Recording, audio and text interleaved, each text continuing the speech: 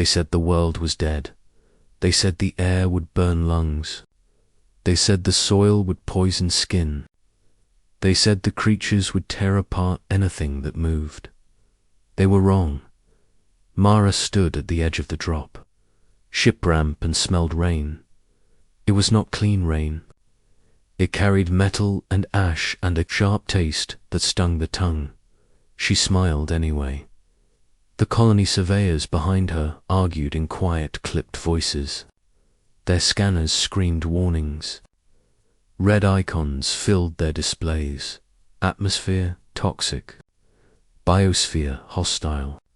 Fauna classified as extreme threat. Mara stepped off the ramp. Her boots sank into black soil that steamed faintly. The ground was warm. Alive, she knelt and pressed a gloved hand into the dirt. The soil crumbled easily. It smelled rich beneath the chemical bite. This land wanted to grow things. The survey team called her name. They told her to come back. They told her the contract was void. Mara waved once and kept walking. She had read the reports. She knew the risks.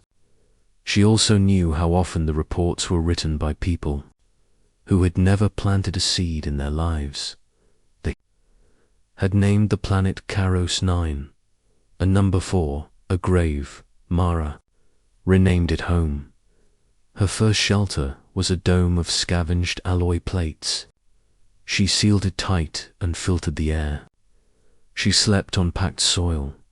The first night the ground shook. Something massive moved beyond the dome. Claws scraped metal. A low sound rolled through the dark like distant thunder. Mara sat up. Her heart raced. She did not scream. She listened. The sound was slow, curious, not hunting. In the morning she found tracks the size of tables, deep, heavy. She followed them at a distance. The creature stood near a river of green liquid that hissed and smoked. It was massive, for legs like stone pillars, a plated back covered in crystal growths. Its eyes were large, dark, not cruel. It bent its head and drank carefully. Mara crouched behind a rock and watched. The creature was gentle. That was when she knew the planet was not unlivable. It was misunderstood. Mara began to farm. She tested the soil in small plots. She mixed native minerals with earth stock seeds. Most failed. Some adapted. A vine took root first. Thick leaves, purple veins. It drank toxins and grew stronger. She named it Ashleaf. Ashleaf cleaned the soil, slowly, patiently. Mara expanded her plots. She worked every day. She learned the weather patterns. The storms were violent but predictable. She built trenches. She guided runoff. The land responded. The monsters watched. They came at night at first. Stalking shapes, glowing eyes, fanged silhouettes against the dark sky. Mara did not chase them away. She left food at the edge of her fields. Root vegetables grown from hybrid stock, tough and nutrient-dense. One morning the food was gone, no damage, no destruction, just empty ground. The next night she left more. The creatures returned. They were not monsters. They were animals. One was small, the size of a dog, 6 legs, a hide like scaled leather, a mouth full of needle teeth. It approached cautiously. Mara sat still. The creature sniffed the air. It sneezed. A puff of sparks burst from its nostrils. Mara laughed softly. The creature froze. Then it tilted its head.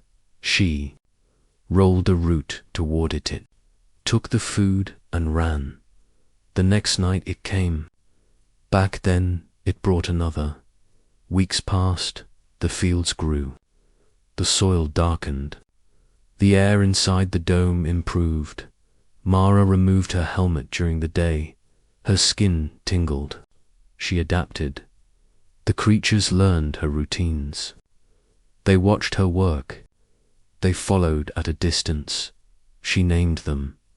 The small spark-sneezing one was Flicker. The larger stone-plated one was Bastion. The river drinker was called Mossback.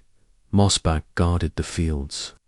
Without being asked, predators avoided the area.